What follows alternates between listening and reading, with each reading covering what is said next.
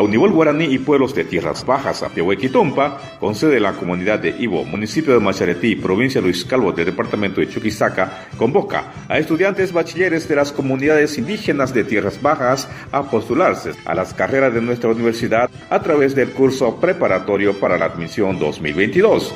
Ven y estudia con nosotros en las carreras Ingeniería en Ecopiscicultura, Ingeniería Forestal, Ingeniería del Petróleo y Gas Natural, Medicina Veterinaria y Zootecnia.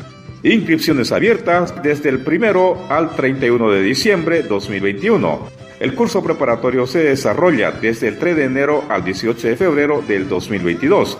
Para mayor información visita nuestra página univolguaraní.edu.bo, Facebook Univol Guaraní Apiahuequitumpa o llame al teléfono móvil 731 75 643 721 13 708.